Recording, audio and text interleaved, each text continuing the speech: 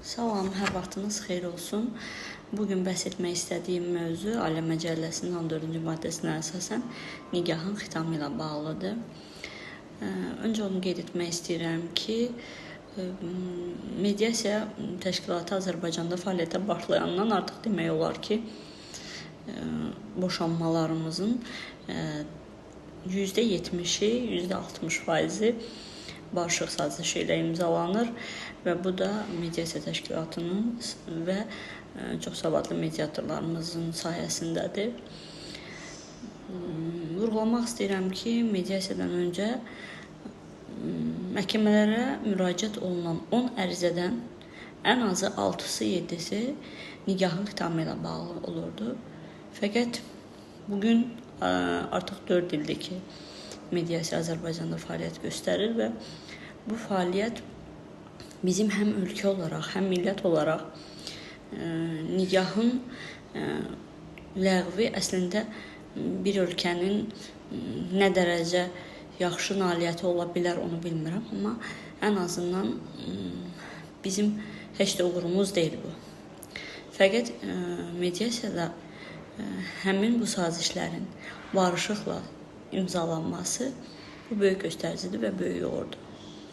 Ümid edirəm ki, müraciət olunanlardan hər biri barışıq sazişi ilə imzalansın və yekun olaraq bir-birimizi dinləmə, başa düşmə, anlam göstərmə qabiliyyətini hər birimiz bir-birimizi aşılaya bilək. Və bu arada təbii ki, onu da qeyd eləmək istəyirəm ki, bərabər yaşama məcburiyyəti deyilən bir şey yoxdur.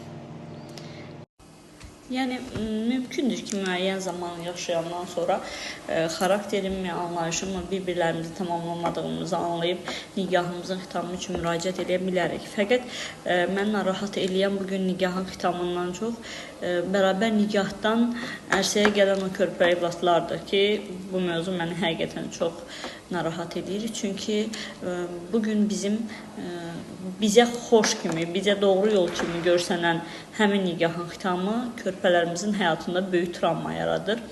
Çünki hər bir evladın həm ata, həm ana qayğısına, sevgisinə, ilgisinə, məhəbbətinə ehtiyacı var ki, bu da bizim hər birimizin borcudur ki, bu məhəbbəti, bu ilgini onlara aşılayaq. Ola bilməz ki, yəni, bir uşağın mükəmməl atası olsun, anaya ehtiyacı olmasın. Və yaxud da tam əksi olaraq, ana hər bir şeyi mükəmməl icra eləyə bilməz bir evlad üçün. Mütləqdir ki, orada atanın rolu mütləqdir. Yəni, geyim, keçim, təhsil, gözəl yaşam, həm ana, həm ata suna bilər körpələri üçün bunu ki, hər bir valideyn də çalışır ki, evladı üçün ən gözəlini yaratsın. Fəqət ortada olan bir məhəbbət var ki, onu hər kəs aşılaya bilməz. Nə ata-ananın yerinə aşılaya bilməz, nə ana-atanın yerinə. Ona görə də əzizlərim, nigahınızın xitamını düşünərkən öncə evlatlarınızı düşünün. Onların bu nəticədən alacaqları travmanı düşünün. Və düşünün ki, siz gələcəyə addımlayan sevinclə, uğurla, bəlkə də hansısa bir yüksək vəzifəli şəxslərin həyatının qarşısına bir böyük maneə qoyursunuz, bir böyük travma qoyursunuz. Mən düşünürəm ki, bugün bizim yanlış qərarlarımızın əziyyətini o körpələr çəkməməlidir. Yeri gəlmişkən, bugün iyul ayının 1-i Uşaqların Beynəlxalq Müdafiəsi günüdür. Bu münasibətlərdə bütün körpələri təbrik eləyirəm.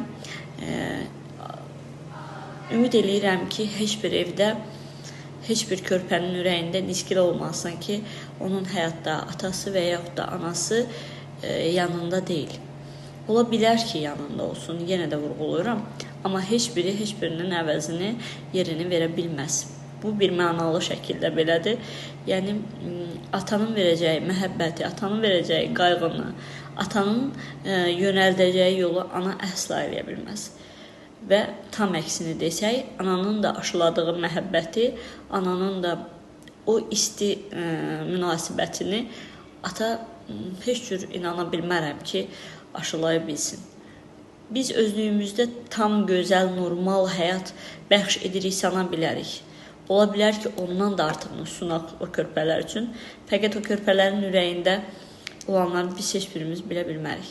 Ona görə bütün valideynlərdən rica edirəm, öncə nigahın xitamını düşünən valideynlərə özüm deyirəm, o körpələri nəzərə alın.